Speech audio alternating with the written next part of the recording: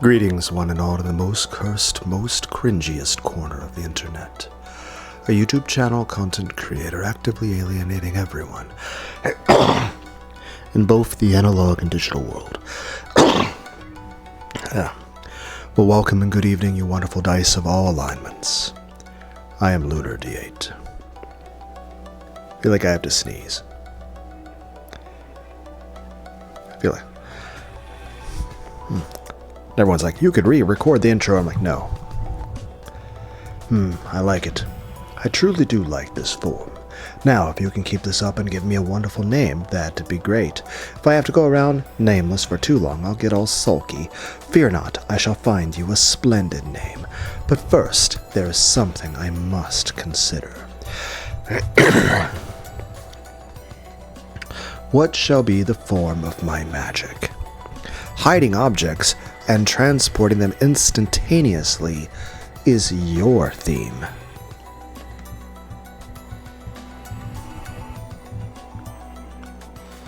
So, I must think of my own particular theme of magic. When I use magic, gold butterflies will flit about. I'm not backing down on that part. Giggle, perfect. That really would make you a golden witch. Then the weaknesses such as spiderwebs and the sacred mirror in the shrine will also go to you? Indeed. Even an all-powerful witch needs a few small weaknesses to keep things interesting. Then let us do it like so. If I touch a spiderweb, it will burn me. Silently, a silvery spider dropped down vertically. Beato, now in her new form, lightly touched the silver spiderweb that trailed out behind. As she did, there was a faint sound of flesh burning, and a thin burn was left across her fingers. Beatrice can't stand spiderwebs. That was one of the weaknesses of the evil spirits Kumasawa-san spoke of. Since the witch Beatrice had revived thanks to the power of those evil spirits, she had also inherited their weaknesses. Therefore, sacred mirrors are another one of my weaknesses. However, that sacred mirror in the shrine isn't too likely to appear in front of me often. That's not so fun. Then while mirrors with sacred power will obviously be a weakness, let us make mirrors themselves a weakness too. You often hear that mirrors have magical powers. Isn't that nice? Sounds just like a witch. If I look at a mirror, it feels as though my magical power is being sucked out, so I shall try to avoid them. Indeed, that could be quite amusing. If I really think about it, I'm bad with mirrors whether I make that rule or not. No matter who I want or strive to be, the only face that will ever show in a mirror is the heartlessly pathetic and realistic face of Yasu. Mirrors, which always force me to face my shabby reality, are something I always want to avoid. That's right, Yasuda. I hate mirrors. I don't want to see my pitiful self. You don't need to decide everything at once. It's fun to build up a world one little bit at a time. This kind of reminds me of Francis Dollarhide. You know, Red Dragon.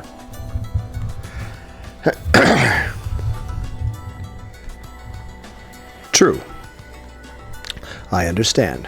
I shall enjoy life as a witch as I slowly expand my world. That tiny dark room is no place for you to sleep now. Indeed, I am the Golden Witch. I am the ruler of Rakanjima's night, and the nighttime mansion belongs to me. That is where I should make my home, is it not? A room for Beatrice? Haha, isn't it obvious? Yeah, that's right. That wonderful room on the second floor of the mansion. The VIP room of the witch just happens to be Beatrice's room. Oh, that's right. From this evening forward, that room in the nighttime mansion shall be my dwelling place. Why didn't I think of that myself?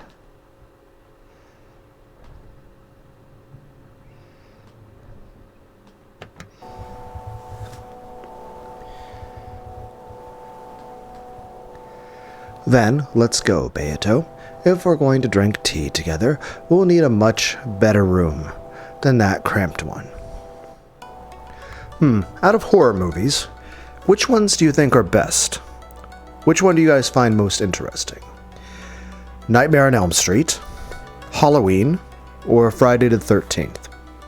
Let me know in the comments. Or if you have an alternative suggestion, and it could be anime, it could be a movie, in the traditional sense.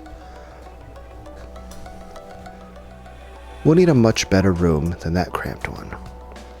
If we're going to drink tea together, let's go, Beato. Indeed, that room is too crude for entertaining friends and serving tea.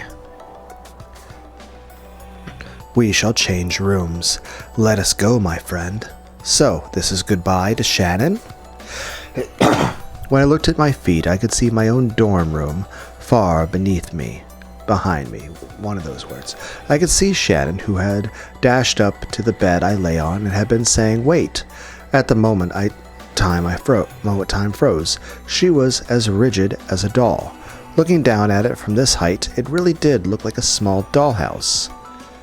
So long, Shannon. The days I spent as a human, with you as a goal, and a constant comfort were truly fun.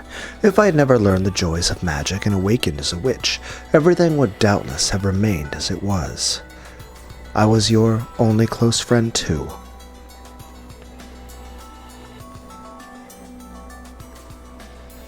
Wasn't I? Please, forgive me for erasing that friend so suddenly. As a parting gift, I will erase me from your world. Starting now, this will not be a two-person room. It will be a single-person room with just you in it. I hope you can continue to strive for your ideal and try to become a kind, reliable servant loved by everyone. Yasu, the stupid, clumsy servant who lost things all the time, doesn't exist anymore.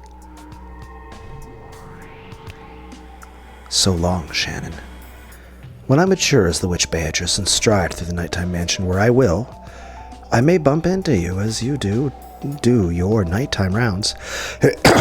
However, if I meet you again, it will not be a reunion. It will be our first meeting. After all, though you have heard the rumors of the Witch Beatrice, you have never met her. So long, Shannon. Let us meet again sometime and spin up some fun tale.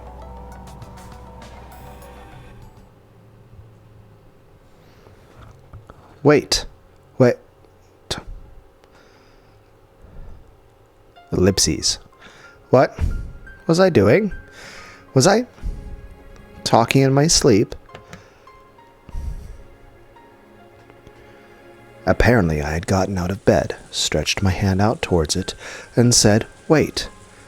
This isn't the first time I've woken up to find myself saying something strange, but I don't remember ever waking up to find myself out of bed and standing up. Could this be what they call sleepwalking? Am I just tired? Gotta sleep. Gotta get back to sleep."